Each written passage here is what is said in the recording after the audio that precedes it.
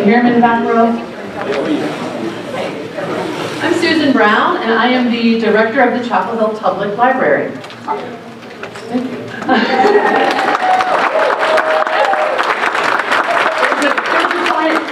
Thank you. On behalf of the town of Chapel Hill, welcome to this evening's event. I know that you are not here to hear me, so I'm only going to say 4 things. Number 1, if you have something in your pocket that looks like this, and might play a Miley Cyrus ringtone in the middle of a very important discussion, please put it on silent. Number 2, you don't have to turn it off, because if you can silently tweet, we're all on the Twitter. So we wrote up here, if you want to share this on social media, we may or may not be trying to live stream this on Facebook. Yes, we're trying to. We will also be on Twitter, so we are at CH Pub Live. Our partners are at UNC-Humanities. And with events like this, it's often handy to have a hashtag. So if you are of the hashtagging kind, we are going to be hashtag beyond the headlines. Number 3, if it is your first time in this facility and you need to use the facilities, go out this door to the right, continue, and they will be on your right. There's a big sign that says facilities. No, it says restrooms, sorry. The 4th thing that I want to say is I would like to thank all of the library staff and the staff of Carolina Public Humanities. They really made tonight happen. When you have great partners, you can be nimble and responsive and literally pull together an event like this in 48 hours. This room tonight speaks to the partnership between the library and Carolina Public Humanities, to the bond between town and gown, and most importantly, to the excellent staff at each institution that made tonight happen. So if you are with the library or the Public Humanities, raise your hand and let's all clap for you.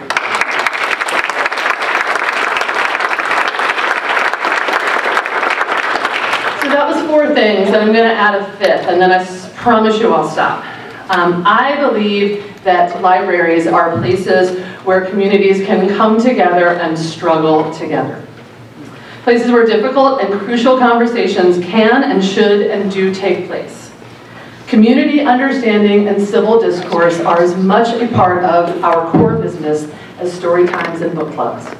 So I am incredibly proud tonight to be the director of this library and to be a part of this community here tonight.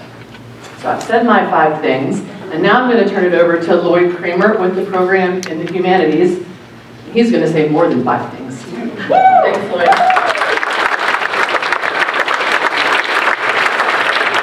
Thank you very much. It's my pleasure to join with Susan in welcoming you to this public conversation on an issue that has obviously provoked lively debates and even violence in recent weeks. And the question is, how and why should communities respond to the growing demand to remove Confederate monuments from public spaces? And this forum is a special conversation because it links faculty at UNC-Chapel Hill with others outside the university, and it represents, as Susan says, the core missions of our 2 institutions. Both Carolina Public Humanities and Chapel Hill Public Library strongly believe that we must continually expand the public conversation and that democratic societies depend on such conversations.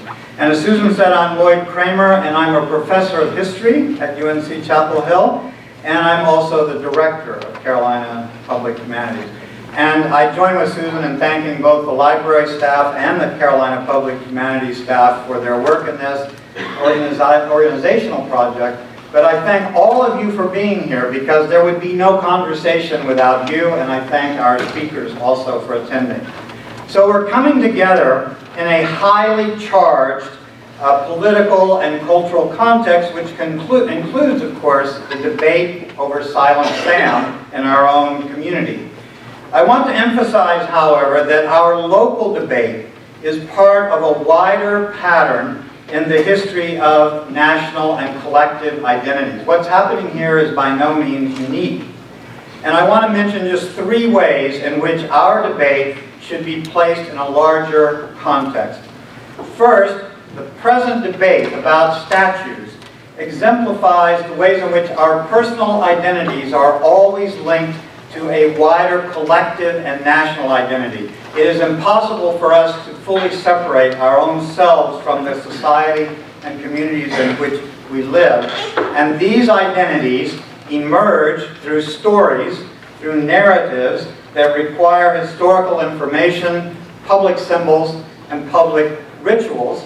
And so the debate over Confederate monuments is simply a local example of conflicts that exist in all modern nations and modern societies, and it shows how memory always shapes our own sense of identity, both as individuals and as communities.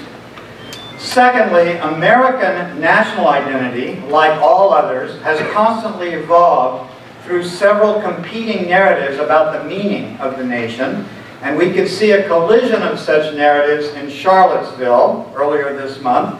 One of these narratives about the nation stressed a national history of linguistic or cultural, religious, ethnic, racial coherence, which focused especially on certain internal conceptions of the nation.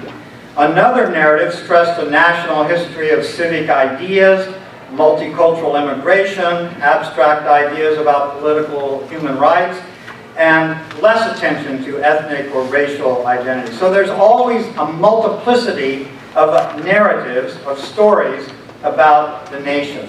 And I think these colliding narratives account for the intensity of these debates.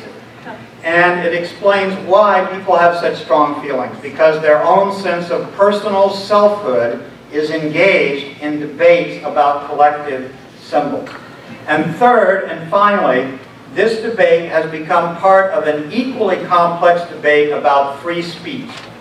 One of the striking things about our situation is that we are gathered in a context in which the North Carolina legislature has, in a sense, defined the limits of what can be done, because they have blocked the possibility of local governments or public institutions from removing historical monuments in public spaces or in public institutions. Both the opponents of this law and the supporters of this law believe that it in some way is creating threats to free speech. Each side feels threatened and fearful. And that's one of the reasons we're having this conversation in this space, because we want people to speak freely and not feel threatened. It's very important if you're going to have an open, democratic debate. So these issues of national identity and memory, competing national stories, and free speech, these three issues shape this forum. And these speakers are each going to address these issues in comments of about 5 or 6 minutes each. Then we're going to move into questions and comments from all of you, and it will give the panelists an opportunity for further comments. So it's my pleasure to introduce our 6 speakers. They are going to offer their comments in alphabetical order. We do have an order to this proceeding. It runs from A, or B, I should say, to Y. Open-ended. Our first speaker, and I'm going to just introduce them all at once, is Chris Blue, the Town of Chapel Hill Police Chief and Executive Director for Community Safety. Next is Danielle Christmas, an Assistant Professor of English at UNC-Chapel Hill. Next to her is Jamie Fiocco, who is the manager and owner of Flyleaf Books, a bookstore here in Chapel Hill. Next is William Sturkey, an assistant professor of history at UNC-Chapel Hill. Next is Harry Watson, who is the Atlanta Alumni Distinguished Professor of Southern Culture at UNC-Chapel Hill. And at the end over there is Ed Yoder, contributing columnist at the Raleigh News and Observer and also a resident of Chapel Hill. Each of these speakers brings valuable perspectives and personal experiences to this conversation, and we've asked each of them to address the following multi-part question, and they can address whatever part of it they want to, and then we'll launch public discussion. What, in your view, or for you personally, is the key issue in the conflicts over Confederate monuments, What do these conflicts tell us about the significance of historical memory, and how do you think the campaigns to remove or protect Confederate monuments affirm or threaten the rights of free speech? Big questions, but we have some heavy hitters on this panel, and I am pleased to begin by asking Chief Blue to launch the conversation.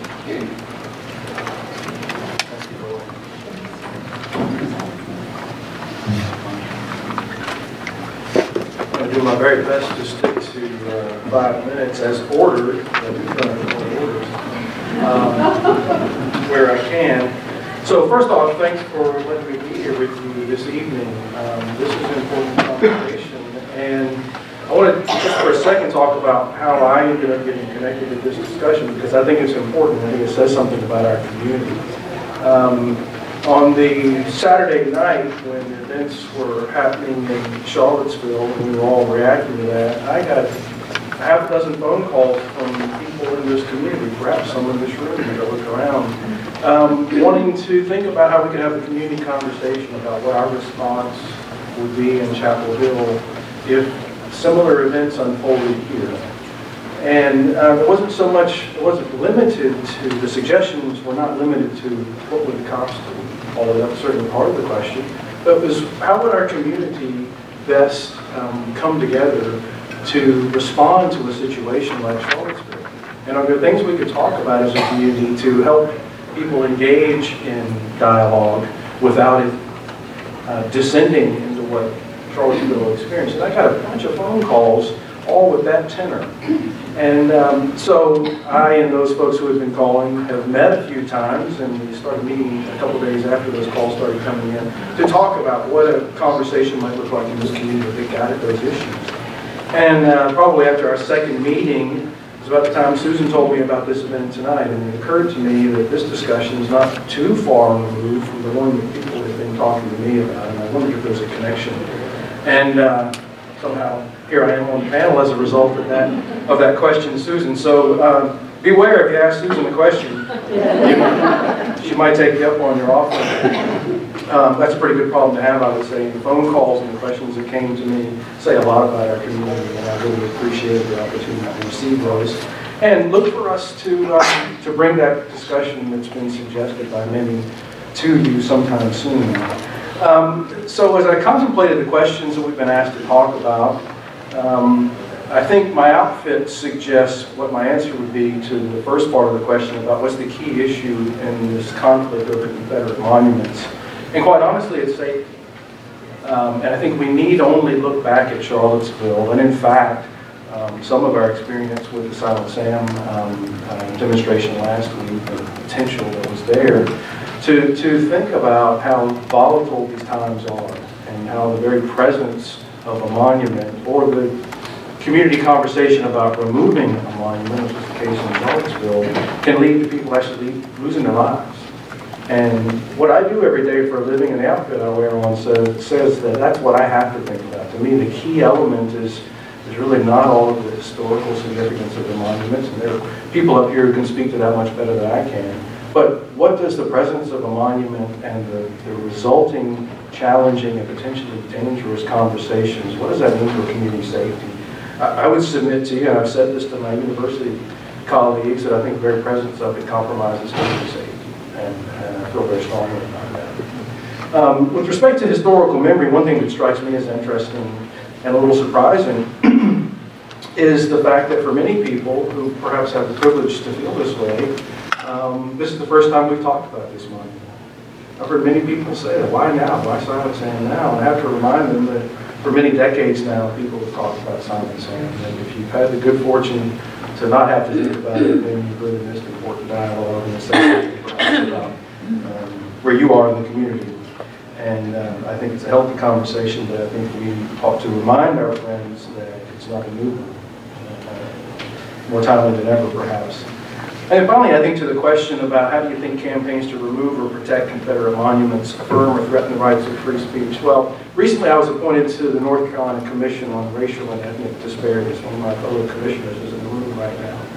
And we were having a meeting last week And the commission is intended to address all kinds of disparate outcomes in the criminal justice system. And it's a bipartisan commission made up of some really impressive people, and me. And so last week, as you might imagine in our meeting, the discussion about Confederate monuments came up. And the limits of what the legislation allows us to do as communities now with those monuments.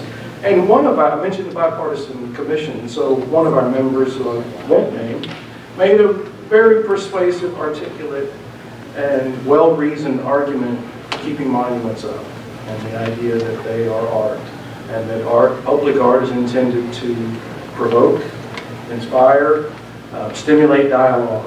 And I think it's an interesting perspective, but I will say, from a public safety point of view, and to go into the point about do their presence threaten the rights of free speech, I think when people lose their lives over the presence of a monument, and others are afraid to speak their opinion on either side of the issue for fear of where the dialogue might go, then their very presence becomes a threat to free speech, in my opinion. And that is just my opinion, although I mentioned earlier that I have a professional opinion that their presence does compromise community safety. So I think that's what I'd like to say to start with. And I was talking to my fellow panelists, and they said, we're glad you're going first. And I said, I have no idea. I'll set the bar so low that you won't get. So with that, thank you.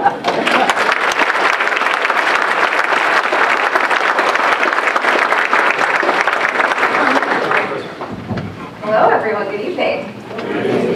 I usually start any sort of public talk by thanking you for being present. Somehow my mom was convinced that me giving a talk in public means that I'm famous. So you are helping my mom prolong this belief. But I am going to break the rules a little bit. Professor Kramer asked us not to read comments verbatim, and I won't do that, but there are parts of my answer that I would like to read directly, because as I'm sure that my mom would prefer, I don't want to be famous for the wrong thing. And this is a very charged topic. I've thought carefully since my invitation about what value I actually have to bring to this discussion. I'm a professor of literature. A lot of people think that we're pretty irrelevant. A lot of my students think that I'm really irrelevant. But I hope not, right? In this conversation, I in particular teach about slavery and the Holocaust. Right now I'm teaching a course about lynching, representation, so lynching in art and literature. And that means that I teach about storytelling, about atrocity, right? The competing narratives that exist about the way that we talk about the awful things that have happened in our past. And I do think that what's happening in this conversation is that competing narratives are existing, that we're arguing at cross purposes because we're not exactly clear about how those narratives are different and what the terms of the conversation are. So I hope to bring to this room a little bit of perspective on what I think that those competing narratives are. One account in favor of removing monuments, right, is that these stand for a different set of values than we want to stand for. That the people who had the alt-right rally in Charlottesville, I actually happened to be in Charlottesville that weekend, a group of girlfriends from college and I thought that we should go to Charlottesville and drink wine. We went during the wrong weekend. It didn't turn out so well, but it was interesting to be present for that sort of national moment. And it's clearly something that people are passionate about, that people that happen to have started that conversation in Charlottesville were starting it pretty clearly because they're interested in preserving a backwards-looking view of history, right? They want to make sure that we remember the past in a way that justifies a certain account of American identity that is linked to blood and soil, right? Our heroes and preserving our heroes, and we don't want to threat to that story. Now, I'm not exactly going to engage in conversation with that version of events or that version of history. I don't think that it's helpful. People in the KKK aren't interested in what I have to say anyway. So it's not going to be helpful for me to engage in that narrative. But I do think that there is a pretty fair account of why we should preserve these monuments that probably some of my panelists here do agree with, right? This version of a narrative for why we need to preserve Confederate monuments is that they represent something about Southern history that deserves to be remembered. That the Southern past, that to excise these monuments is to diminish the Southern past and the Southern identity. And that by removing them, we're suggesting that the Southern past is worth being ashamed of, right? That's this account, as I see it. In the classroom, my students like to say that when I present these competing narratives that I I play coy. I don't really say where I fall on this, you know, on the spectrum, which of these accounts that I personally buy into. So I won't prevaricate here. I do think that the monuments should come down for a number of reasons, and I want to be clear about that.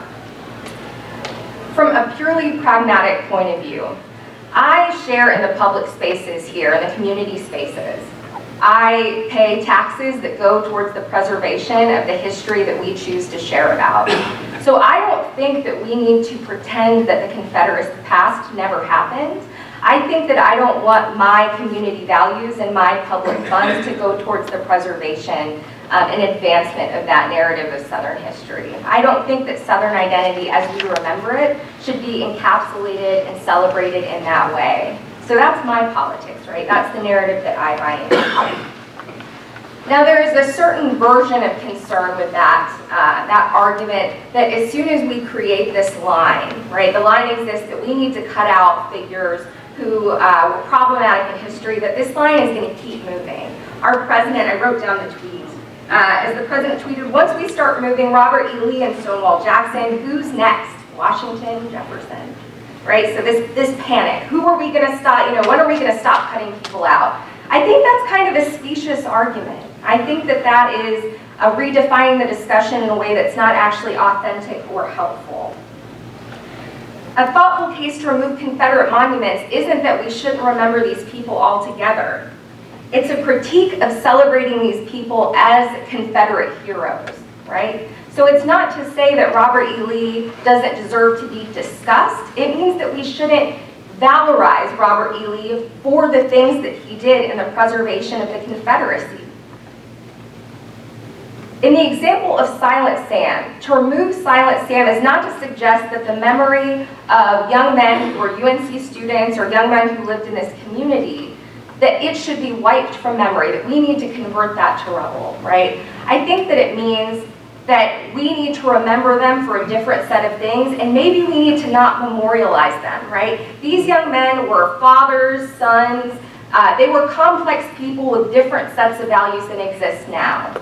But I don't think that they deserve to be remembered, nor do I think that we as a community deserve to remember them for their participation in a conflict that was about preserving a social order, that was itself about preserving a terrible and I think repugnant politics that we all understand as being in our past where it belongs, right? So I don't think that a conversation about removing Confederate monuments should be a conversation about whether or not we need to wipe away history. I think it's a discussion about who deserves to be remembered in public spaces at all, about what values exist for how we determine who we celebrate, and that becomes the core of the issue.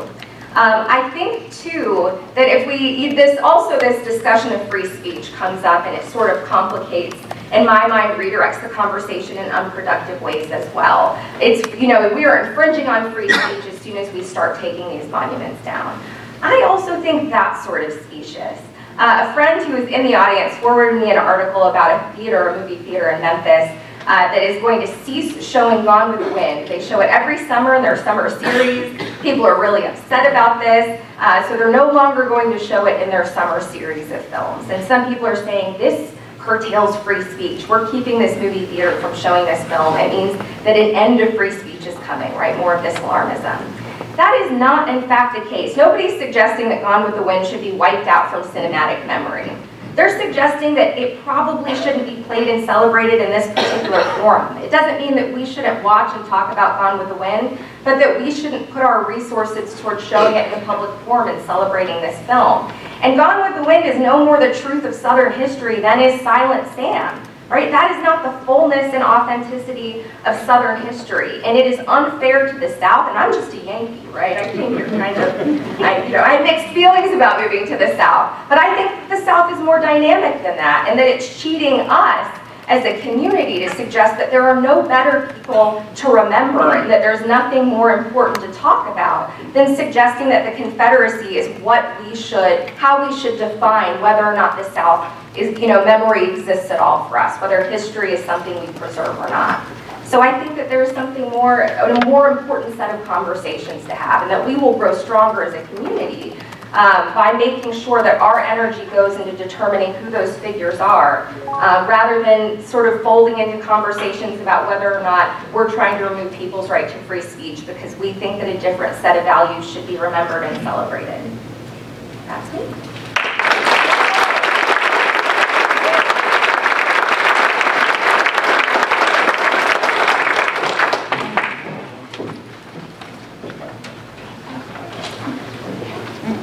My name is Jamie Fiocco. My husband Michael and I are the owners of Flyleaf Books. We're an independent book shop here in Chapel Hill. And so I'm not a professor and I'm not the chief of police, but I can speak to you about free speech and free expression from a perhaps more practical point of view. First of all, I wanted to thank the Carolina Public Humanities and Chapel Hill Public Library for pulling this event together because it's exactly what I like to do in my own space within the community, Flyleaf, to provide a safe and constructive place for members of the community to have a discussion about things that are important to our community.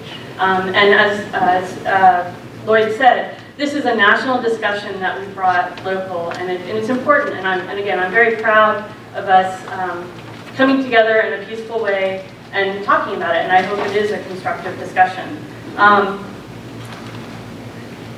I grew up here in Chapel Hill, and a quick aside is last night at dinner with my parents and some old friends of theirs, I realized that I moved here in the middle of 3rd grade. I was 8 years old, and we had lived on the edge of a historic park, and where we lived in New Jersey was where Washington and his troops spent the winter. And growing up through the middle of 8th grade, the war was the Revolutionary War. And it took me about 2 years to realize the uniforms were different once I moved down to Chapel Hill and I was at Scarborough Elementary, and I was like, oh, the war is a different war. So my perspective is, I grew up here in Chapel Hill. I consider myself a Chapel Hillian. I'm very proud, and again, I think independent bookstores, there are some great independent bookstores in the Triangle area, and that's a reflection of people who want to learn and discuss and make their communities better. So that's my little thing about how we love each other. So let's keep it that way. The key issue about the monuments conflicts to me is the breakdown of civil discourse. There's a saying that my husband's really fond of. I'm not sure, there are a couple people it's been attributed to, but it's my right to swing my fist. My right to swing my fist ends where your nose begins. And that speaks to me in that we realize in any population there are going to be people who have different understandings of the truth. The First Amendment protects the right to free speech and free expression, but it doesn't defend physical harm and inciting violence. And I'm sure Chief Blue can speak to that much better than I can about how to deal with that. But so it means that you're not legally permitted to say what you want just because but it doesn't mean that it's not morally and socially unacceptable. I didn't realize when I opened up an independent bookstore, and I realized very quickly once I'd done it, that free speech, free expression, and censorship was going to be a part of my daily life. We are criticized for the books we carry, for the speakers we have. We're criticized for everything we do because we try to present different points of view so that people can come in, buy a book or listen to a speaker to make up their own mind about how they think about something, to give you access to a speaker that is an expert on whether you think they're wrong or right. They're an expert, and we want you to be able to converse with them and come to your own decision. We're not supporting one side or the other. We're trying to facilitate the discussion. So that's my main problem with this, what's going on today, is that this discourse is broken down.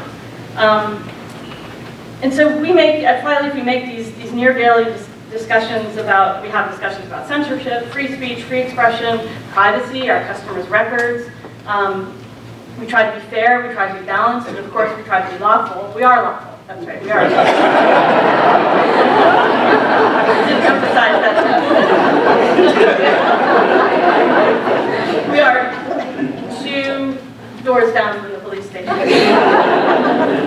And I do empathize with local elected officials and law enforcement who are faced with managing the protests.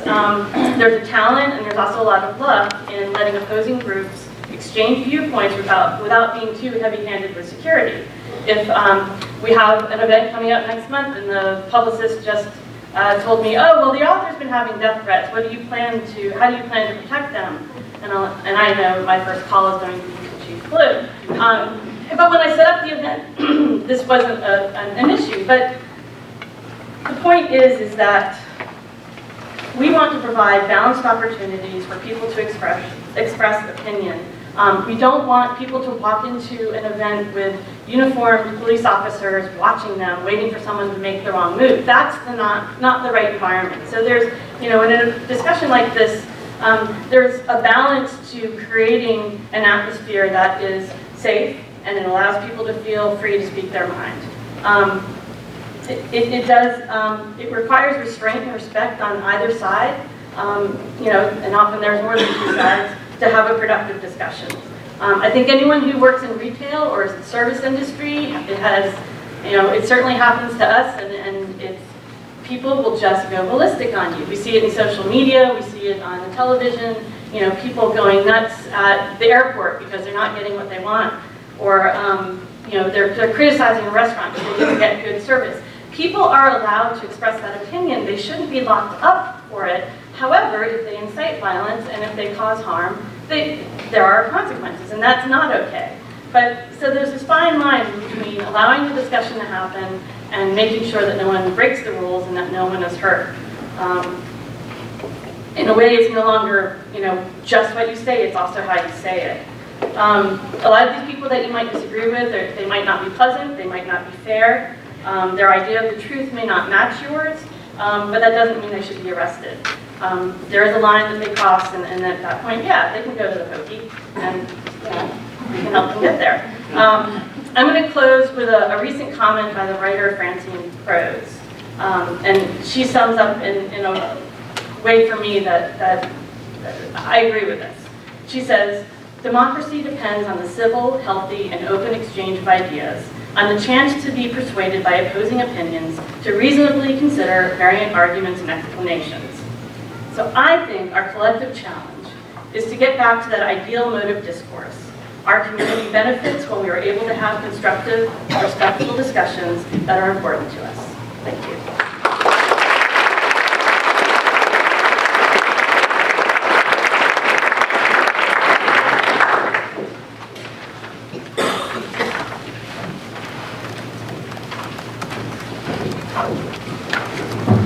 Good evening.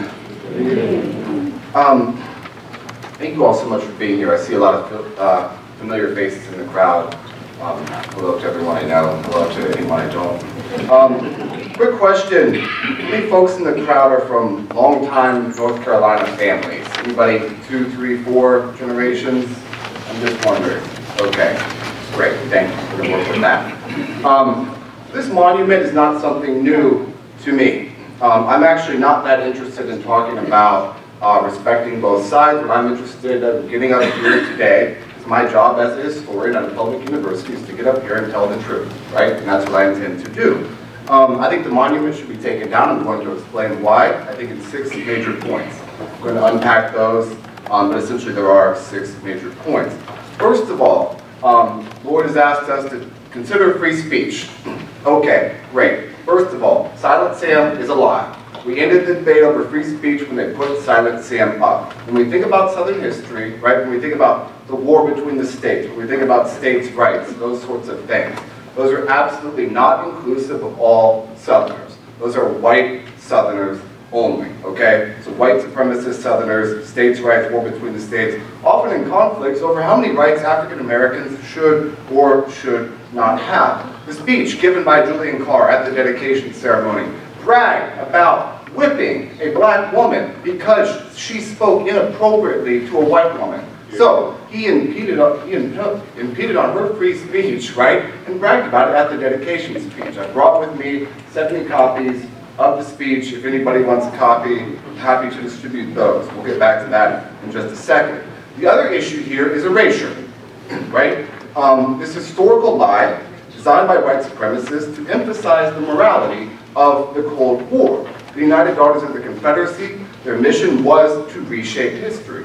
from celebrating the Ku Klux Klan to reinterpreting the reasons behind the Civil War that they taught in classrooms for decades and continue to do all over the South, was itself impeding upon free speech. Not many people know this, but for every North Carolinian who fought in the Civil War, there were 2 black enslaved North Carolinians, right? They outnumbered North Carolina's Confederate Civil War veterans 2 to 1. They have no monuments. Think about that. This is not inclusive of all North Carolinians, 33% of whom were enslaved at the start of the Civil War. They were purposely excluded from that narrative.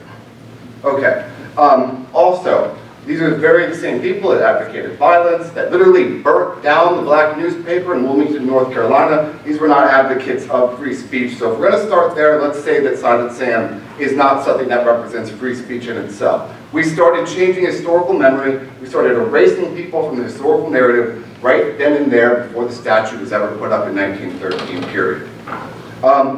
Second, Silent Sam is not just a memorial. It's also a monument built to celebrate a victory. This is something that's often widely misinterpreted, right? That the people who lost the war, right, put up the statue. That's not true at all. It's really the people that won Reconstructionists who put up the statue, right? And it was not placed in a cemetery to commemorate the dead for a very reason. And it was not contextualized solely within the memory of the war, right?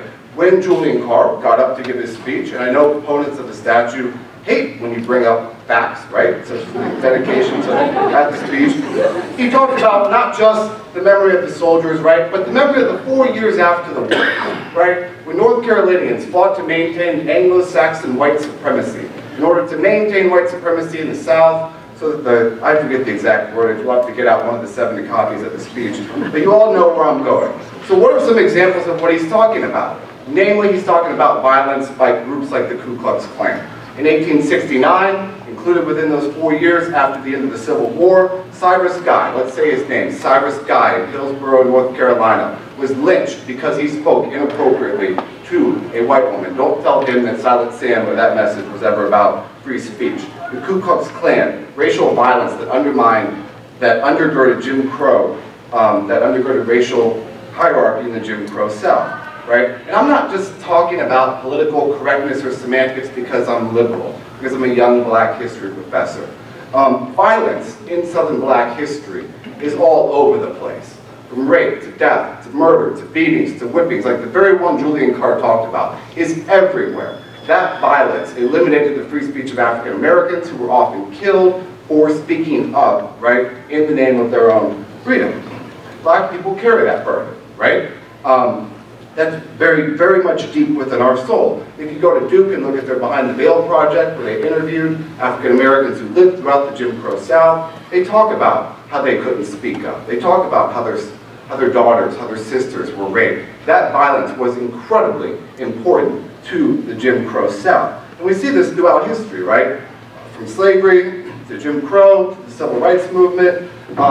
That's really a pain that can never be resolved for many African Americans, no matter how well or not you can elaborate that. So, let's go back to the North Carolinians in the room. And I also want to mention Tommy Tucker, right? One of the sponsors of the bill that prevents the chancellor from taking Silent Sam down. Comes from a long North Carolina family, just like you, many of you in this room, including a couple of my fellow panelists. But I want to share something with you too. I grew up in Erie, Pennsylvania, but I also come from a long North Carolina family. But unlike some North Carolina families, my family was black. And because my family was black, they fled the state of North Carolina. I don't specifically know why, but I can just about imagine under the specter of violence why my great-grandfather decided to leave North Carolina in the 1890s. Who knows what shaped their decisions, but certainly fear and worry, right? What's going to happen to your son? What's going to happen to your daughter, to your mother, to your father, whatever that might be. My great-grandfather left the state of North Carolina because of the very same violence that Julian Carr celebrated, not just advocated, but celebrated at the Silent Sam dedication speech and in other dedication speeches and in his actions and political rhetoric. People like my family members either had to live in constant fear or flee the state of North Carolina. So what does that mean? That means that we didn't get to build monuments in the state to celebrate our history. That means many of us didn't get to even have a history. We didn't get to celebrate our past. In some ways, we didn't get to even have a future. My father's father died before the age of 50, and so did his father, because they lived in the Jim Crow South. They didn't get to have long lives. They didn't go right from North Carolina to the north. They went from North Carolina to Alabama, to Arkansas, to Indiana, to Ohio. No consecutive generations of my family have been born in the same state since the end of the Civil War. That's a product of Jim Crow. That's a product of the very same violence that was celebrated when the monument was erected in 1913. We didn't get to have a home. As you can tell, probably by my voice, this is incredibly, deeply painful, right? This is the reality of being black in America. And I have opportunities that no one in my family ever could have imagined. But when I see the statue, and know what it's about, and know what it represents, not just in Chapel Hill, not just where I work every day, right, but across the South, right, and what that supported and what that meant, how the United Daughters of the Confederacy literally ripped my ancestors from the pages of history, erasing them, silencing them, not allowing them to have free speech. That is incredibly, deeply painful and enraging every single time, anytime I walk by the monument, and especially in 2015, when I went to work on a Sunday, and there was a group of neo-Confederates rallying around the monument. And I ask you, if anybody wants to also suggest that this is not in defense of white supremacy or anything like that, then I ask you, where do the white supremacists go when they need to find support for their own moral authority, right? Pull out your phones, Google a picture of Dylan Roof. Where does he go, right, when he needs to find some sort of moral authority to kill 9 black people in Charleston, South Carolina? I'll close by this. One of the stunning things to me about this debate against taking down the monuments is this. It's this. How little we're actually asking for. Not asking right now for apologies, right? For all of these things, for acknowledgments, for reconciliation. These are all justifiable things to ask for. I'm not asking for you to go back in history and lift the chains off of my grandmother, or to rebuke the Klan in the early 20th century, right? So that my great-grandfather won't be so afraid that he has to flee the state. I'm not asking you to go back and educate my grandfather so that he's not a bricklayer in Arkansas. I'm not asking for any of that. As the first person in my family born outside of the Jim Crow South, I'm not even asking for reparations or anything like that. I'm just asking you to stop allowing Julian Carr to celebrate the domestic white supremacist terrorism that drove my family from the state. Thank you.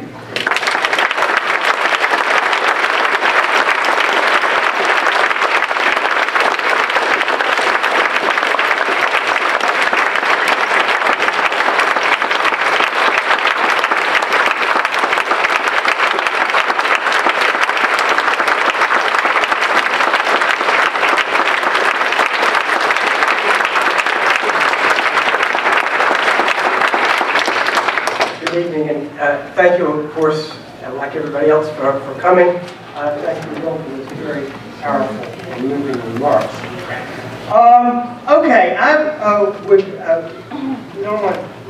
want to give everybody a chance to talk. If this is about free speech, so I would like to monopolize the conversation. Repeating our questions, what's the key issue in the conflict over Confederate monuments? What do these monuments tell us about significant historical memory? And do campaigns to remove them affirm or threaten the rights of free speech? Well, the key issue for me are the values that our community wishes to affirm in and with public space.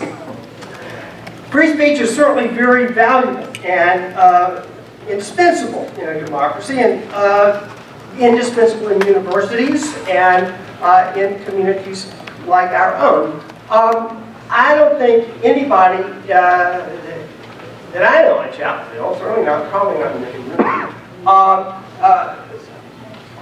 minimizes the importance of civil discourse and orderly, even orderly disagreement about these issues. So that I don't think is at risk here. But when I was asked to think about free speech in connection with this, these controversies, I began to think about free speech in a somewhat different way than the classic mode of standing up in a town meeting and speaking your mind as an individual. Instead, I was thinking about the fact that a Confederate monument is a speech.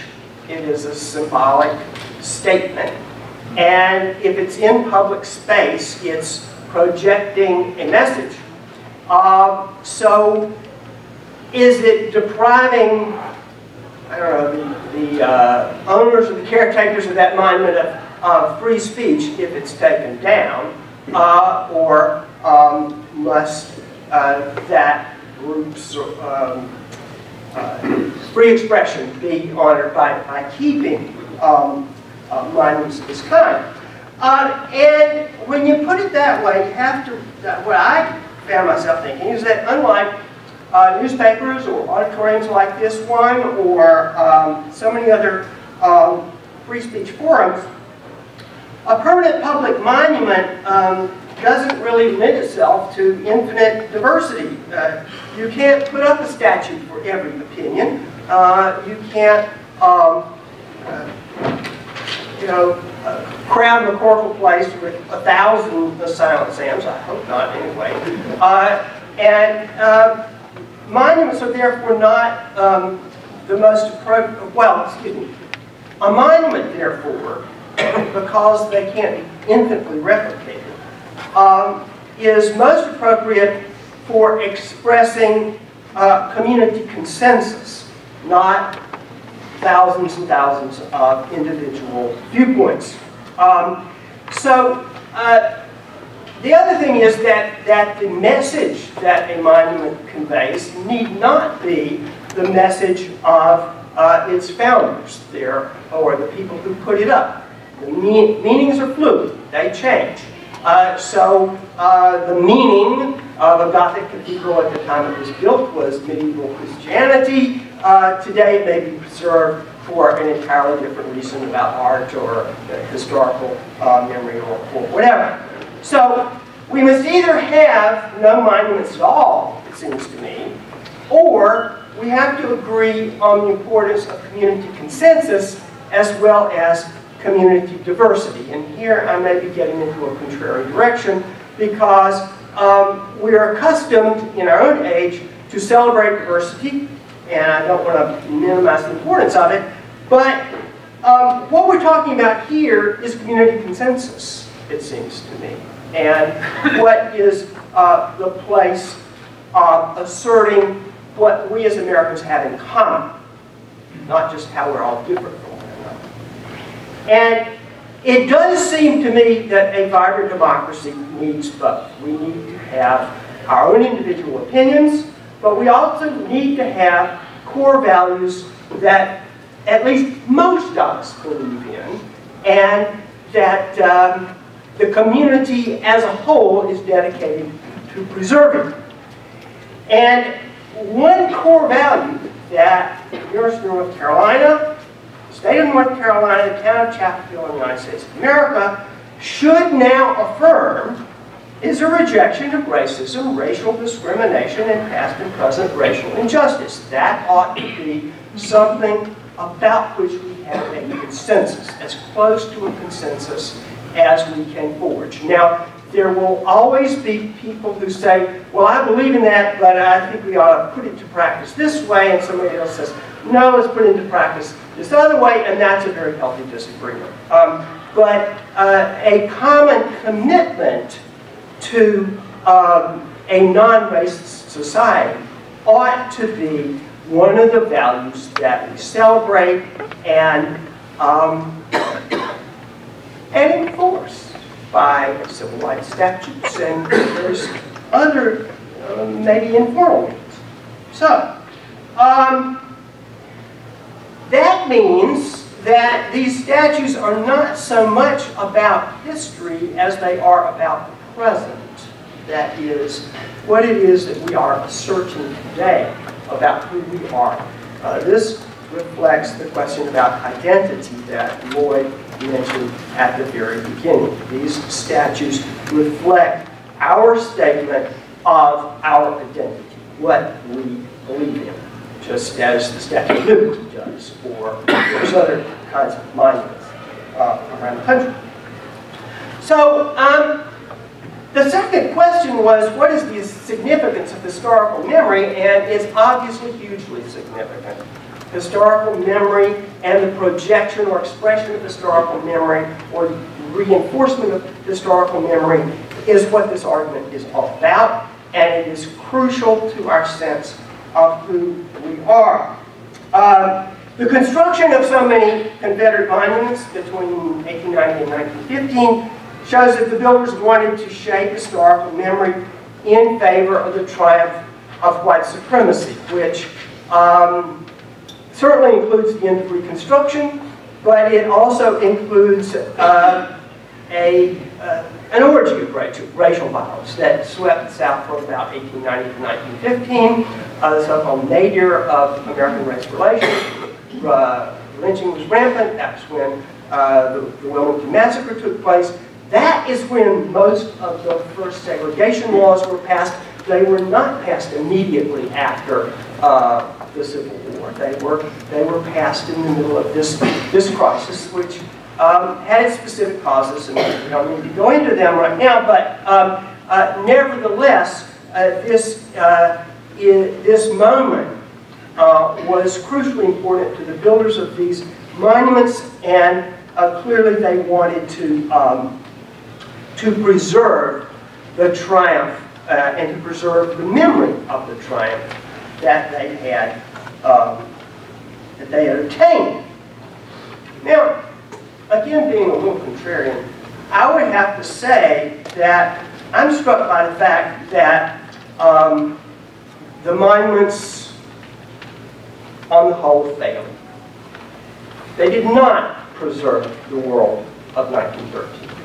It is entirely possible and defensible to make an argument that white supremacy is still seriously alive in the United States today. I do not mean to contradict that at all. But it is also clear that the world that Julian Carr wanted to preserve is gone. And he would not have been able to stand it to see a female chancellor, a racially diverse student body, women in the student body, and on and on and on and on. So, Silent Sam did not preserve segregation. I think we should be proud of that. In other words, our collective decision has, it hasn't silenced Silent Sam, it has made his message ineffectual in crucial ways.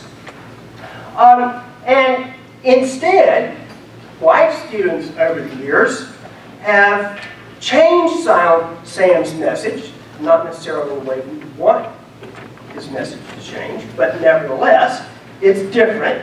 That turned him sort of into a pro-student part of the scenery, an affirmation of public service. After all, the inscription praises the students for answering the call of duty.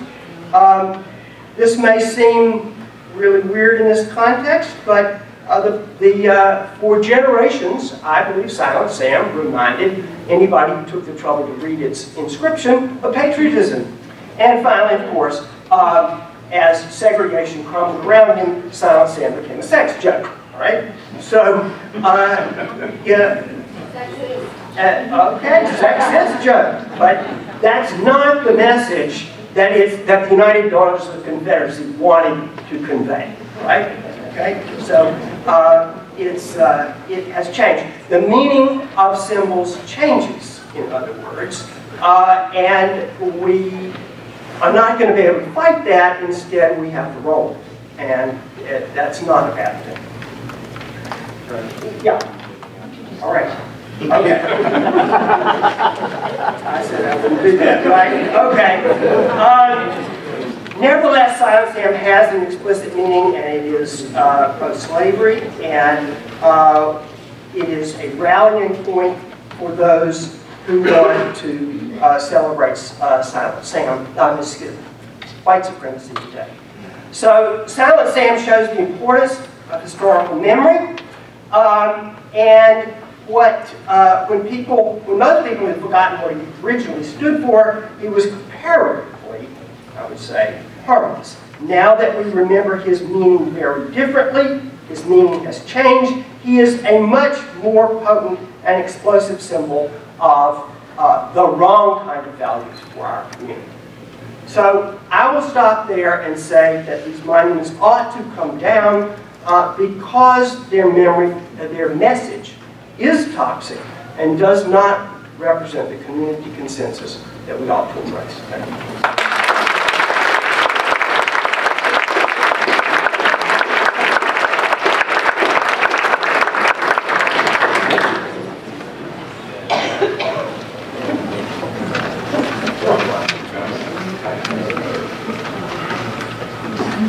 My old colleague, Lloyd Kramer, has given us marching orders about what we should say, so this will sound a little blunt, probably, but we can do the nuance later, if you like.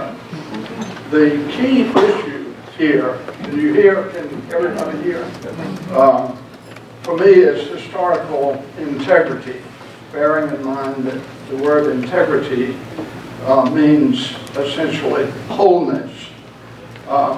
In my view, slicing and dicing our history according to fashion merely produces a patchwork past, sort of like a spilled jigsaw puzzle.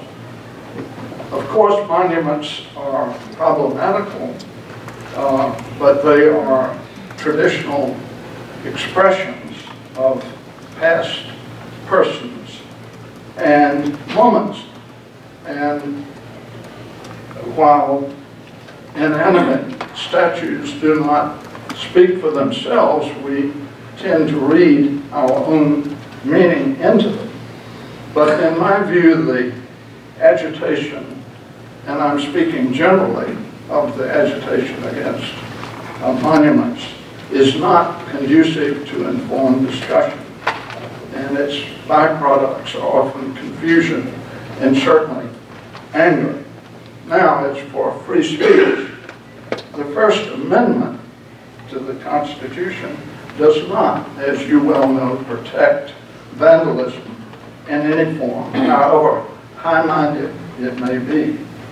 And free speech is, in our system, qualified by what are known as time, place, and manner restrictions. So it isn't a valid free speech plea that my emotions are so urgent or disturbing that they cannot await calm and collected discussion. The effort to dismantle Confederate monuments is selective. The monuments of of Confederate soldiers, including Silent Sam, are caught in a crossfire between those who would demolish the monuments as racist symbols and those who would protect and preserve them for the same reason. Both ends, as usual, against the middle, and both, in my opinion, are wrong. The best lack all conviction, while the worst are full of passionate intensity, a line from Yeats. And in my view, nothing tarnishes the history of the Confederacy, or as sometimes I like to speak of it to tease my passionate friends, the war for Southern independence, more than its association with white supremacy or white nationalism. Like many Southerners, I am burdened by personal memory. Two of my great-grandfathers were Confederate officers, one of whom was killed in August 18 1864 in the battle on the James River. He had large properties in Georgia. The other, my North Carolina great-grandfather, was a schoolmaster and militia colonel who defied the prevailing law of that time to teach freedmen to read. I suspect, as I've often said, that he really did that in the hope of making them into good Lutherans like himself. The Georgian ancestor said that he fought, and I'm quoting him, to resist an unconstitutional invasion of my homeland. He probably had Lincoln's call for volunteers to suppress what Mr. Lincoln called the rebellion in mind. In any event, I spoke of these people in a lecture that I gave at the Virginia Historical Society some years ago and pondered the meaning for me of this personal history. And I said as follows: these familial researches have little to do with racial pride, to say nothing of accord with the Confederate cause as it would have been understood in 1861. For a remote descendant, the satisfaction lies in a sense of rootedness, the establishment of continuity with the history of a nation so largely shaped as it continues to be shaped by conflict. Whether or not I would have been a secessionist in 1860, I can't say, and I therefore refrain from any moral judgment of my ancestors, which in any case is too often confused with historical judgment. But one of many reasons why I tend to identify with the personality who is called the Great Commander on the inscription on Silent Sand is what Robert E. Lee said as the pillars of society were collapsing around him. And he found it necessary and proper to side with his family and with Virginia. But he said at the time, I am one of those dull people who see no value in secession. Nations, as much as we might like to think they are not born of immaculate conception.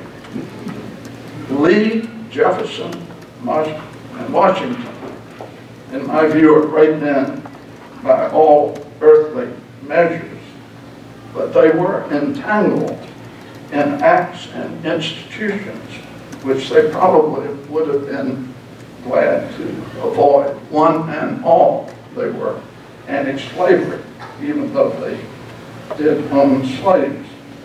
It seems to me our responsibility and our duty to pass persons probably no less virtuous than we feel ourselves to be, to evaluate the past as a whole. It is not merely a matter of the integrity of history. Errors of historical judgment always return to haunt us. As my hero William Faulkner said, the past isn't over. It isn't even past.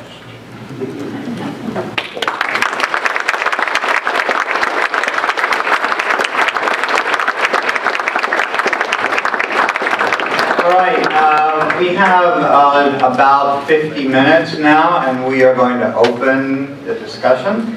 My colleague Max Orr has a microphone, and he's going to circulate around, so you raise your hand. He's going to ask for concise questions and comments. And I will not let go of the microphone. So please raise your hands. I want to get as much of a diverse group of speakers as we can. I saw the first hand went up was high. I was going over here. Let me see. Keep your hands up, if you will. Number 2 and number 3, I'm going to put 3 on deck, and then we'll come around. So where was it? Right here. And we have a microphone here for possible responses. So I would like some comment on the following.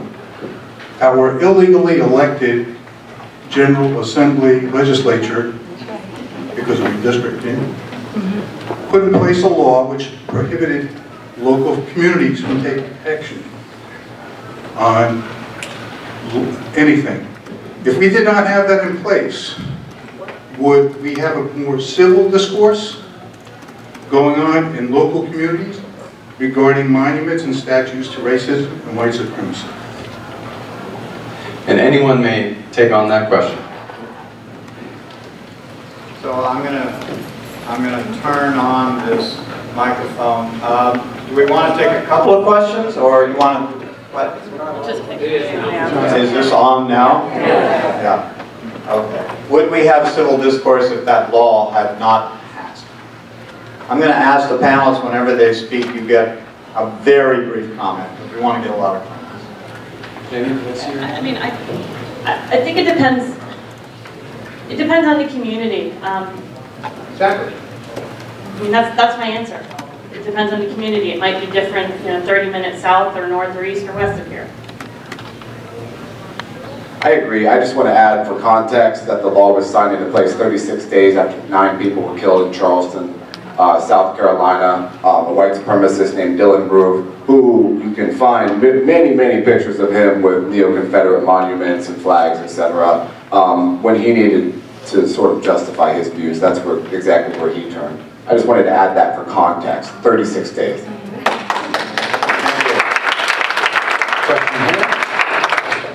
So, one group that I don't see represented by this panel that is part of our community are the students themselves. And they have been campaigning the longest of ours. What do you guys think about their role and their rights in this discussion as part of this community? And they're not here to talk for themselves. Yes, they're happy to have some students. Raise your hand if you're a student at UNC, please. Raise them up high so we can see. And please, we'll make sure we get to a question from you as well. But if you'd like to take Anybody want to comment on the students? We have wonderful. Well, I would just applaud the students for being part of the conversation. I graduated from this university, and when I was a college student here, I have to tell you, I and the friends I hung around with weren't talking about science. And I referenced to my earlier comments that there's a lot of privilege that goes into that, and then also a great commentary of where my head was at the time, probably. But I do think that it is, the dialogue is moving forward because of the students who are engaged and taking time to be part of their community looks like that.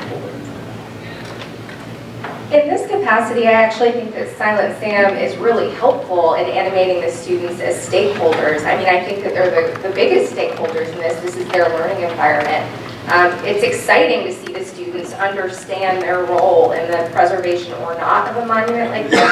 Every semester I take my own students on the black and blue tour of campus. So one of the history professors takes us around to understand the history, the African American history and slave history in particular on UNC's campus, and Silent Sam is super helpful in that way, I think, right? In the kind of wrong way. I'm excited maybe for a point in the future when I can take them to where Silent Sam used to be and think about what is missing and why he's no longer there and what that means that we stand for now.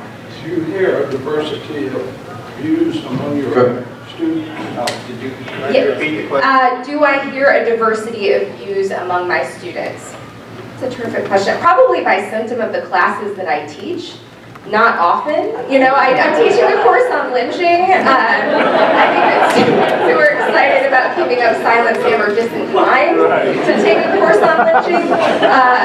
But I would say that some of the most eloquent and reasoned accounts I hear on either side of the debate, even amongst students who believe that Silent Sam should be taken down, are from students that they understand the account of the other point of view, right? That they are people who are thinking carefully about what could be called both sides of the issue so that they understand how to make a counter-argument in a thoughtful and careful way. And that makes me proud to be a faculty member at this campus. I just wanted to add that I'm deeply concerned about the students and also just incredibly impressed by them out there. One of the issues we have right now is that students are prevented from erecting tents in the rain. And so they've been told, it's university policy, when the students erect tents, when there's a rainstorm or a thunderstorm, near Silent Sam, the tents are taken down by campus police. We've reached out to the chancellor, reached out to the vice chancellor for student affairs, reached out for the vice chancellor of facilities for an exception for this policy so that our students who are going to stay there, no matter what, whether it's raining or not, can erect tents so that they don't have to sleep with their heads in the mud, and each time we've been declined on that request. Just one is, so advocate on behalf of those students, let them put up tents when it rains if you're interested in supporting them.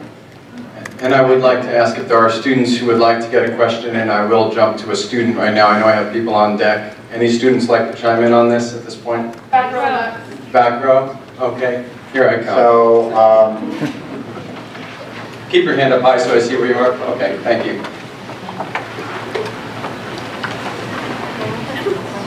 Yes, that's a student voice. Okay. I work in the University Archives at UNC, and I was doing some research on 1968, and I came across a bunch of articles about basically demonstrations at Silent Sam in the aftermath of Martin Luther King Jr.'s assassination. So I want to know or understand or know what you think about why now is the time when we can take these down, and it didn't work out in 1968. What's different now? Anybody want to respond?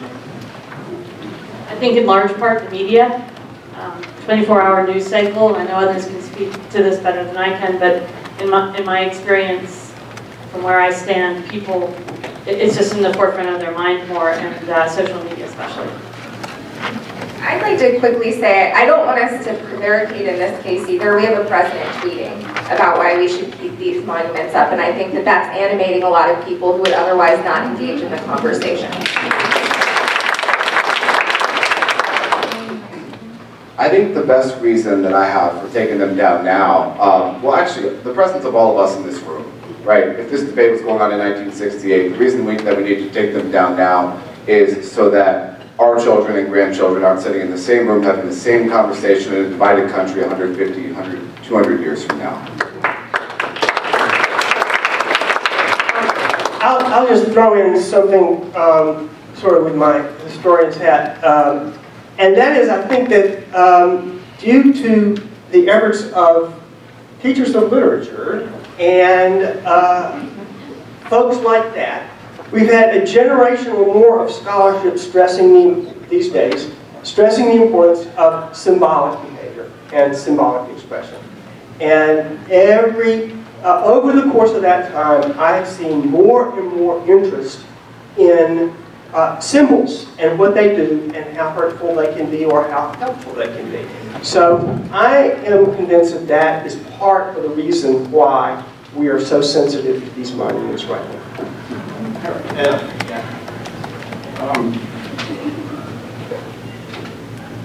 This is perhaps a bit esoteric, but some years ago, the Supreme Court decided a very important case involving the burning of the American flag. I don't know how many of you are aware of it or remember that particular case. It drew a very strong dissent from a justice whom I had great respect for. Nonetheless, it seemed to me a valid extension of First Amendment rights. But at that period, the conception of speech was beginning to be expanded a bit and elaborated a bit so that so-called expression was thought to be protected, as Harry knows. Someone asked, I believe, why now? Why the growing agitation? These things are very mysterious historically. 60 years or so ago, I was an editor of the Daily Tar Heel, and the office at that time was in the, I guess, the southwest corner of Gray Memorial. And I looked out over the statue of Silent Sam, as did many of my contemporaries. And to tell the truth, we never gave Silent Sam a thought one way or the other. But that is not to say that we were dumb to the developing civil rights effort. And as a matter of fact, the first black undergraduates were admitted in, I believe, my senior year. So these things tend to go hand in hand, but there was no association symbolically between Silent Sam and the race matter about and civil rights about which I felt and many of us felt quite strongly. So I know there are more comments on the panel, but I want to get more voices. I have definitely a lot of questions on deck here. So maybe we should take several. Yes. Why don't we take a few questions? Okay. I'll be brief. My problem with the monument, Silent Sam, has little to do with either historical memory or freedom of speech or conflicting cultures, but it's the location on campus that bothers me. I came here in 1986 for graduate school, and I was fortunate enough that my introduction to the campus was a beer at Spanky's, and that helped be my introduction. We walk around the university on Sunday morning. We often see families approaching the university from Franklin Street. It's the first thing they see in McCorkle Place. And it seems to me that this might, to many people, particularly outsiders, represent UNC. It does not represent UNC. It does not represent the consensus of our values in any way, shape, or form. That's my problem. If we leave it somewhere, it should be moved far away, where people can still view it, perhaps, but not right in your face, literally.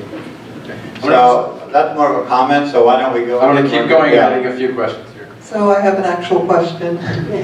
Why isn't it properly contextualized? I see we're stuck, or our hands are tied now, and I actually have mixed feelings about its removal, but it needs to be properly contextualized. Not a little brass plaque, but some real signage that explains what this monument is all about. And I don't understand why it hasn't been done already. So have there been attempts to do that?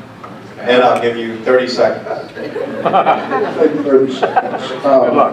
As a matter of fact, apropos of your comment about the inappropriateness of the location, it happens that an old tennis buddy of mine named Edwin is the chairman of the trustees, and a few days ago I wrote him a note by email and suggested that if it were decided to remove the monument from where it is and place it somewhere else, where would be an appropriate place? And I said perhaps without the pedestal in front of Wilson Library down, so not,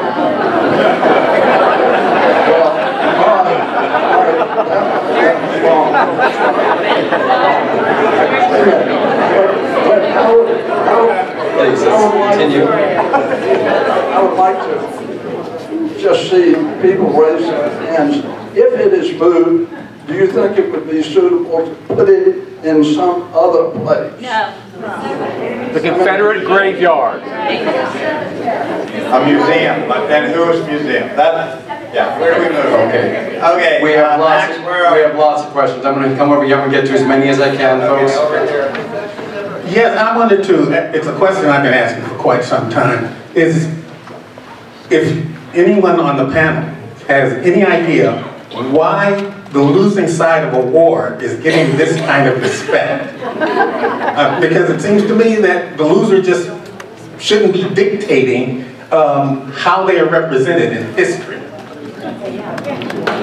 Well, I will say that a lot of losers get monuments, but it's true. How did that happen? But I think the point that was made also was that in effect it was a celebration of a victory. It was the restoration of an old regime. Okay, I've got questions all over the place here. I'm going to try to get to as many as I can. If you can make it quicker. I'll try.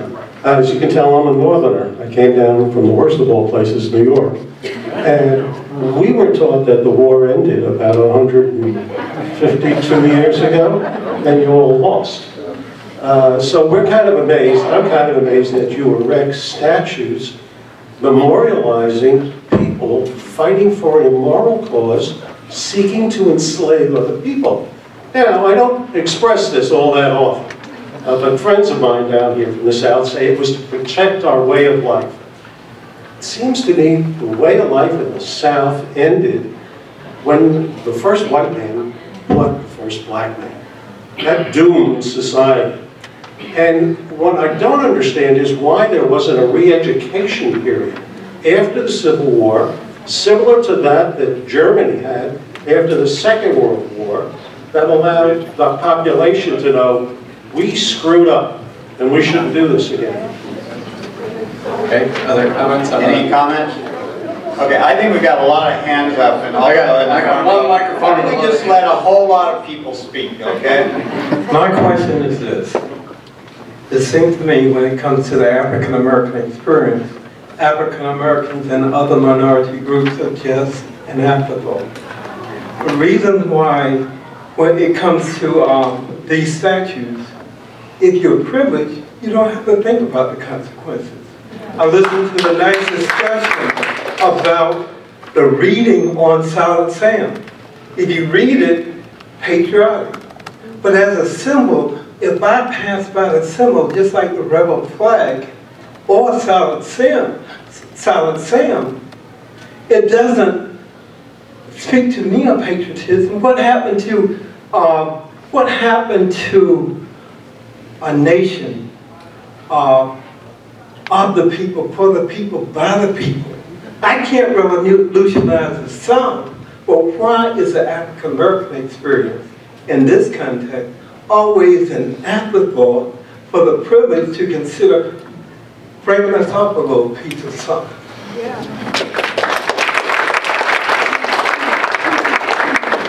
I've got lots of people who have raised them. So in 1979 in Greensboro, there was the March Against the Klan, and 5 people from Durham and Chapel Hill were killed, one of whom was a dear friend of mine, Mike Nathan, who we worked together at Lincoln Health Center. He was a physician there. My question is to Captain Blue.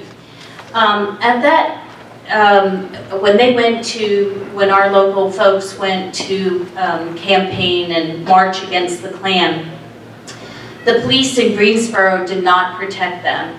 And I wonder if in what just happened in Virginia, if the police there could have done something different. And my question to you, as more and more people become passionate about the removal of all these Confederate statues, and I hope we win on that cause, but in the process, I don't want any more Greensboros or Virginias, and I want to know what you're planning to do here in Chapel Hill to protect this. Chief Blue. Well, that's really tough. You know, just this afternoon, I spent, you guys hear me?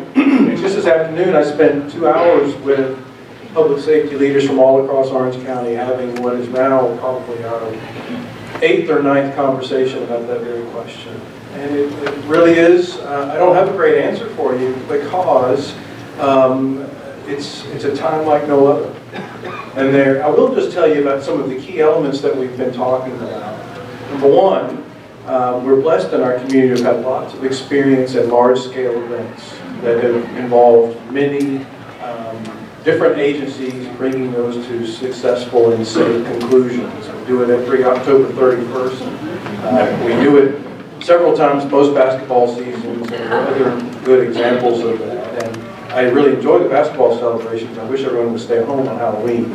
But that's a discussion for another day. I will say that those plans ideally are scalable to all kinds of events. And I think our planning last week for the Silent Sam demonstration that we certainly expected had the potential to leave McCorkle Place and move on to Franklin Street. And for a period of time it did just that.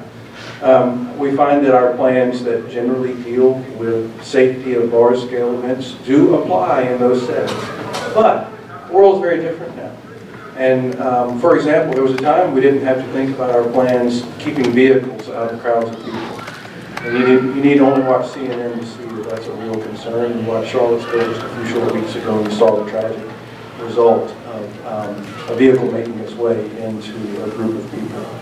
And I have no information beyond what I've seen on the news, just like you all have, about what really went into planning in Charlottesville. I suspect in the weeks and months ahead we will get lots of after-action information that we can learn from. But I certainly imagine that they struggle with the same questions we're struggling with right now. I mentioned vehicles. I'll tell you something else that really concerns me is the ability of people to show up at large-scale events with guns.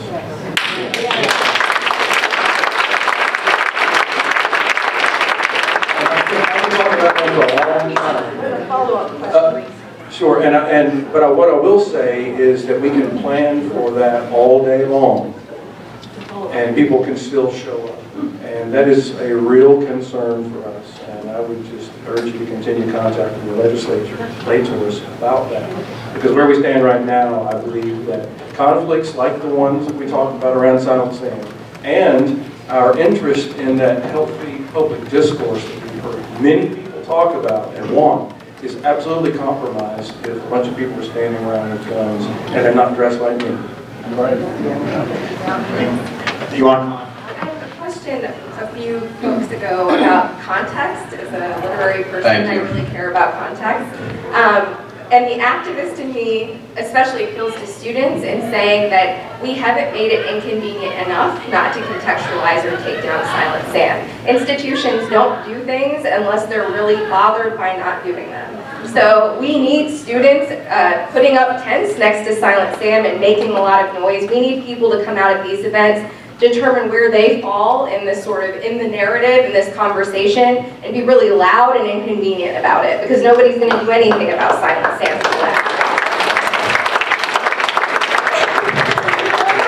A gentleman over there was talking about how doomed we are, how we were doomed the moment that the first white man fought the first black man. The optimist in me really wants to say that is not the case. I don't think we're doomed. I don't think the South is the worst of its crimes.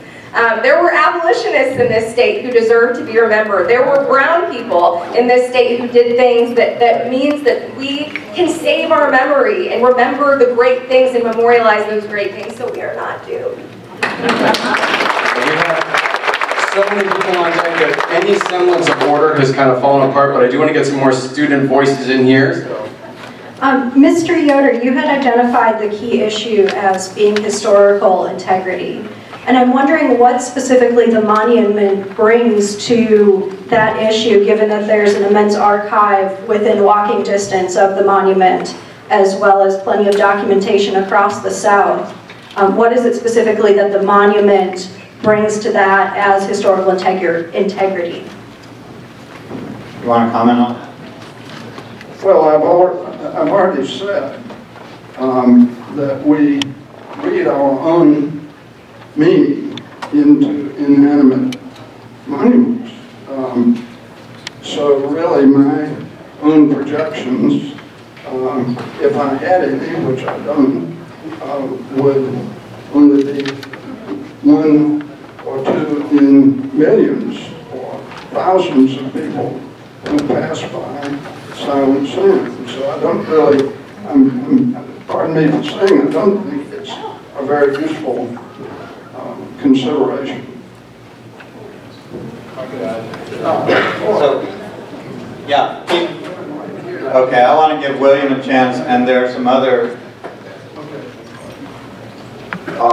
I just wanted to comment once again.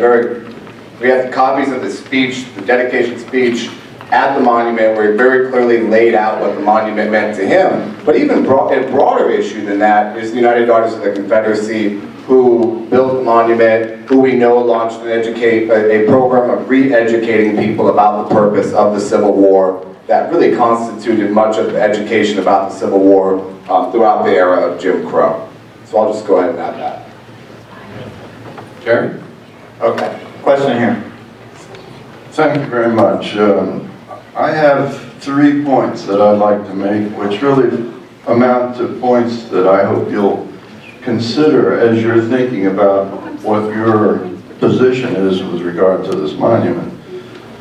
Number one is, people have said the Confederate Monuments, thinking in a sort of lump sum basis. I'd like to propose the idea that there are many different kinds of monuments that are Confederate monuments. There are monuments to battles, monuments to politicians, monuments to famous generals, and there's this monument, Silent Sam, which I propose to you is a veterans monument. It's a veterans monument with special significance to UNC because UNC uniquely among all of the educational institutions of higher learning during the war, during the Civil War, gave the greatest number of students. 40% of the North Carolina student body was involved in, Second, and this is very important to me because I'm an art history professor, nobody ever talks about the work of art that this represents. Sam is the work of a distinguished bronze sculpture created by an artist of outstanding qualifications. He was, in fact, Canadian. His model for Silent Sam was a Bostonian. He is famous in the early 20th century for monuments in Baton Rouge, in Pennsylvania particularly, and Silent Sam in 1913. Third point. Sam, this is it. Sam was erected, in terms of context, Sam was erected at the time that the U.S. was just beginning to come together as a unified country. A union after years of bitter hatred. That is what I mean.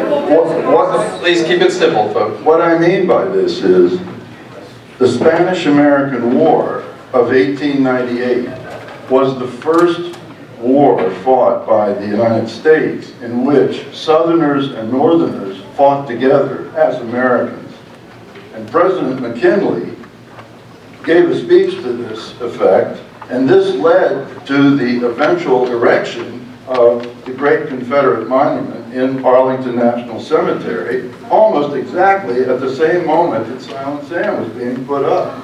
I invite you to consider these issues. Thank you, George. 1848, Mexican-American War, Southerners and Northerners fought together. Just a quick correction from history. After the Civil War. But it was also the year of the Wilmington race riot, which put down the whites in the blacks in North Carolina. It all happened at the same time.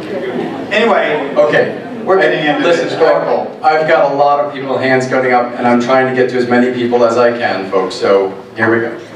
So as students, before and after last week's protest, we received communications from the Chancellor and other powers that be in the community and on campus, discouraging us from attending and encouraging us to engage in in other more productive means of affecting change.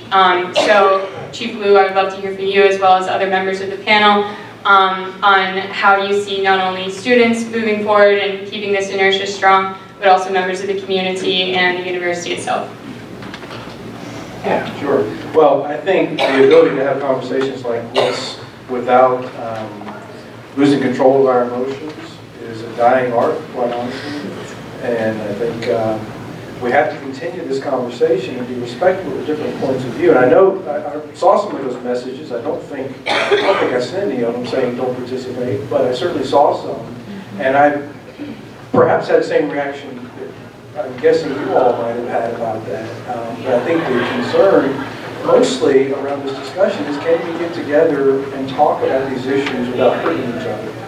And I do know that that is a concern that I have. We've seen recent examples where communities have not been able to do that successfully. And that is making no value judgment nor suggesting equity between any of the sides. I don't tweet stuff like that. It's a Trump joke.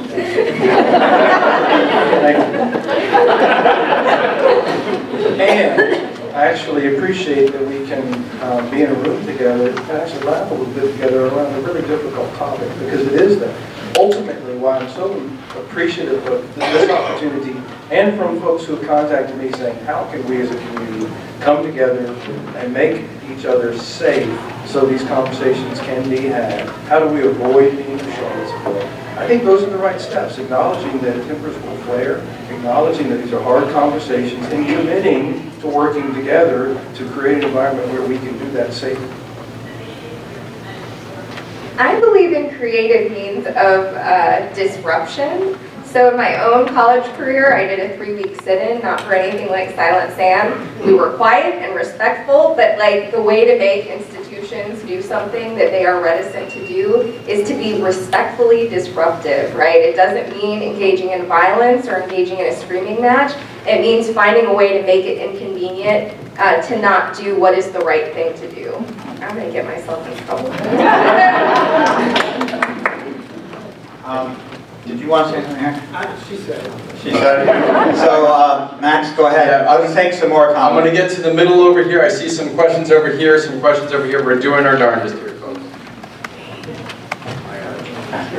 My name is Eunice Brock, and I've lived here for 70 years, and I went to school here, so I've been a student.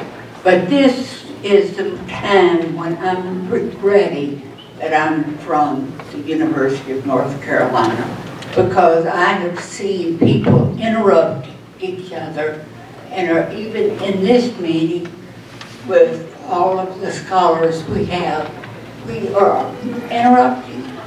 And this is not the right thing to do. Each person has a right to speak and do it in a quiet manner around them. I was part of the civil rights movement and was before a judge twice to be sentenced. So I have an idea of what it is that civil rights mean. But I have grown since then, and each of you, I hope, are going to grow too. But this is something I've written, and I'm going to read it because I don't. How long is About 3 minutes. I think it's a little too long. I'm sorry to say. Can you summarize it? Okay. Can you summarize? Just what is the main point? New point. So some are railing against the cost of guarding Silent Sam on the campus of UNC, now in the range of $10,000.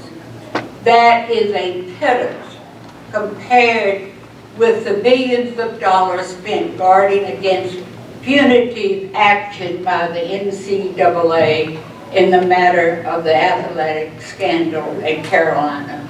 Isn't it worth that small amount to preserve peace and prevent possible wanton destruction of the statue? To preserve... I think that's a good, I'm sorry, I think that's a good place, because that's a question, I think that's a place to get to. Okay. Silent Sam makes one think of the stupidity of war, and that nobody comes out of a war without injuries to the soul or the devastation wrought. He reminds me that we as a nation never learn from history, but keep repeating it over and over. Thank you. That is a depressing thought, but nevertheless, I say that as a humble historian also. How do we learn from the past? But here's some more questions. No, thank you. Thank you. Back to this gentleman's comment up here regarding the recognition of the soldiers that fought for the Confederacy. It was a large percentage of the UNC student body, but there is, for those that don't know, a monument on campus recognizing all of Carolina's war dead from every war, all 718 of them. It's next to Memorial Hall, so there is a monument recognizing that fact and recognizing the students that have fought and died for their country. So.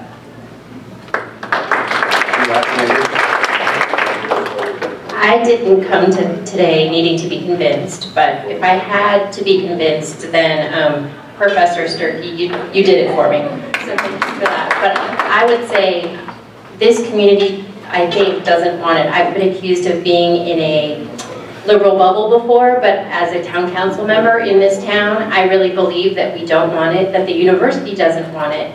We've spoken out publicly. Our mayor, who's right here, has asked for it to come down. I've asked publicly for it to come down, and we're not able as a community to have our desires met. So back to Professor Christmas's point, I would love to know how we support disruption in a peaceful and lawful way, so Chief Blue doesn't get mad at me, but how we support the students in what they're doing, and maybe some specific ideas about how this community can come out to get where we need to get to.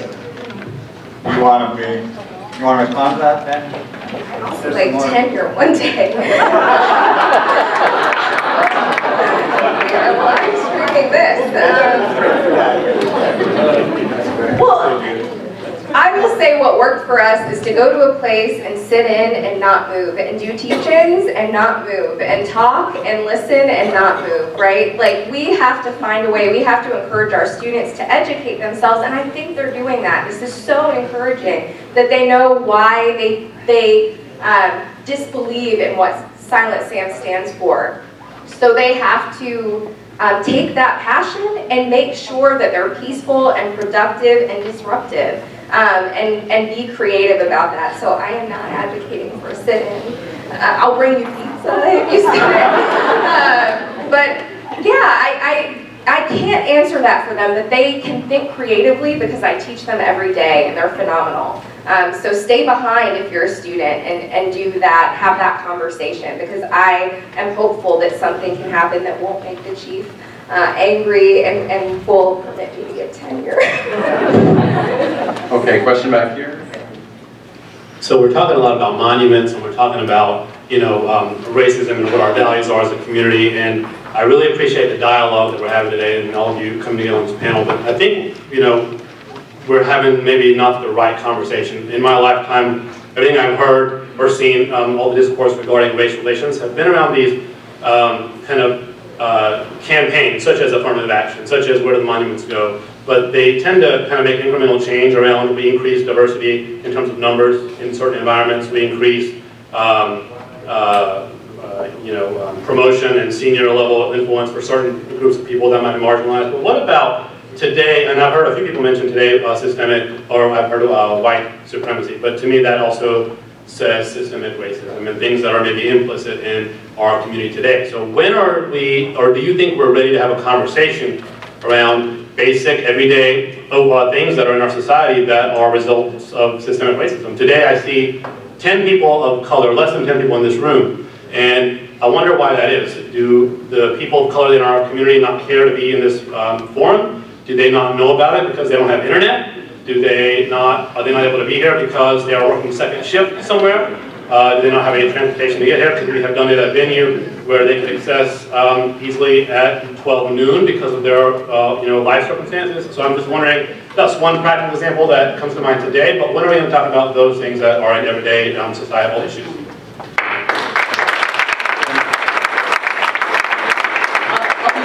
But in the book selling, in the publishing world, this is a big deal to us, and something that struck me is that diversity is being asked to dance, and inclusivity is being asked to dance. So yes, how did we advertise this program? You know, when is it held? Who's talking? These are great questions, and I think if you just keep asking of your community and of your leaders and the municipalities, I think we all need to think outside our own comfort zone when we're trying to communicate. I'm going to keep it short. I could go on and on, but it's a big deal for us at the bookstore. I'm now at the fourth questioner who raised his hand, so I'm getting back to number 4. So I grew up in Canada, and so I really was not raised with learning about the whole issue of the Civil War. At the same time,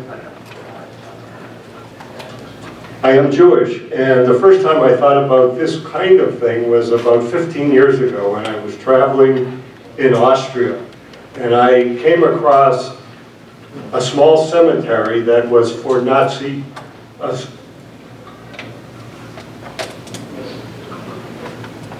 soldiers. And it made me think about this whole kind of thing because that impacted me in a very gut way. And I thought long and hard about it. It was a private cemetery. And so my conclusion at the end of thinking about that was, if somebody wants to have a statue of Hitler in their own home, if somebody wants to have a statue of Hitler in front of their home or in a private cemetery, I may hate that, but I'm willing to accept that as part of society. But when it comes to having a statue of Hitler in a public square that's put up by a city council or a public university, no. And so that's where the line is for me. Let's go on to some other questions. Okay, I've got a few people that I had looked at way earlier, so I'm going to get to them. Yeah, I graduated from UNC 41 years ago, and it's been a pretty open university for a long time. We had a black student body president in 1976, and we had a gay homecoming queen, or king. I'm not sure what the term would have been at the time. But so we were a pretty open and liberated university, you know, for a very long time. One of the things Silent Sam represents to me is the fact that I've learned some stuff tonight, and it's kind of brought a lot of us out to try to learn a little bit more about what's going on, not only in the past, but in kind of the country we're living in right now.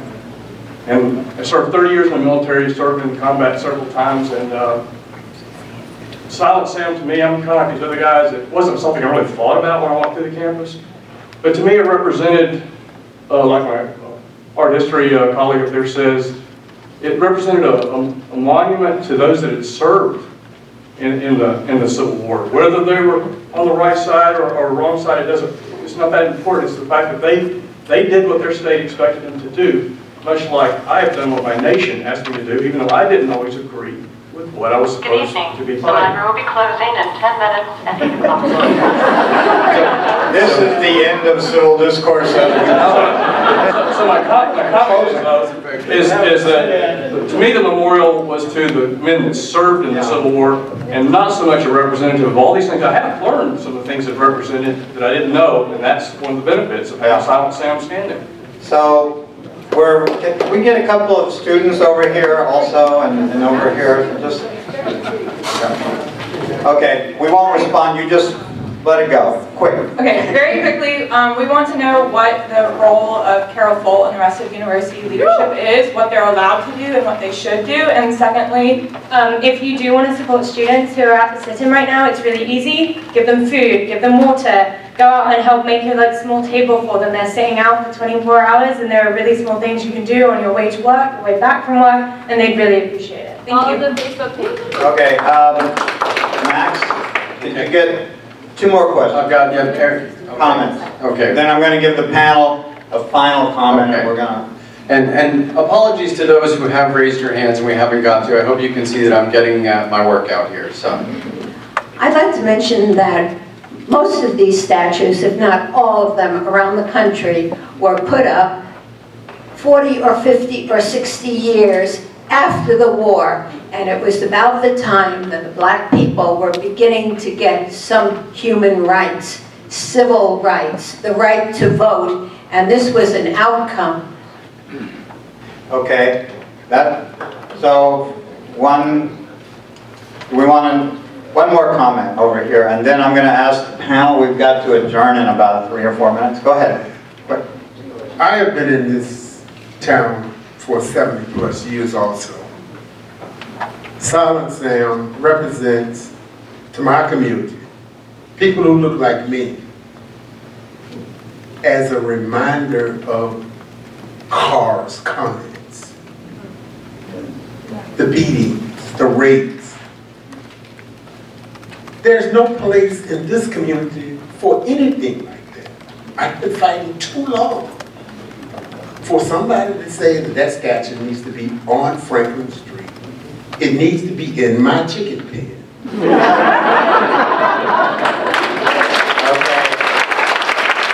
you for your comments.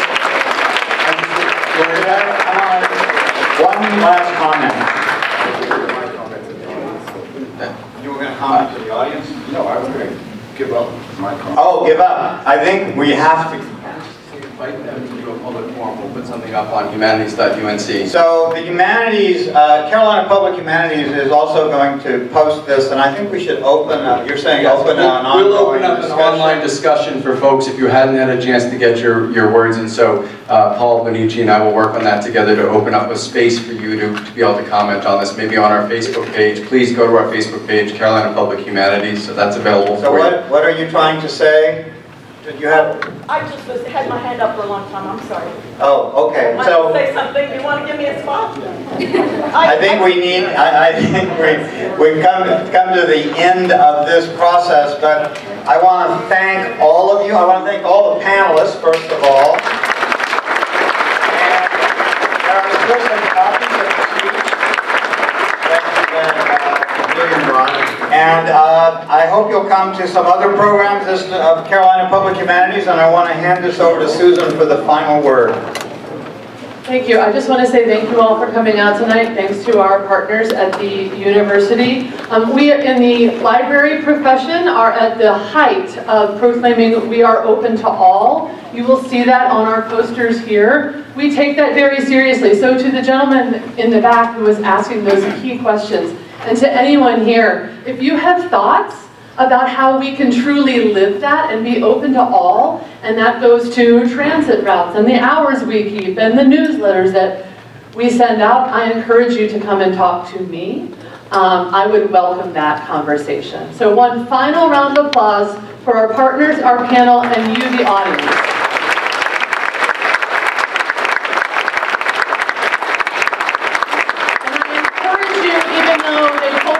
Closing. I'm the boss of the joint, so we can stay and talk with each other for a bit longer. Thank you all.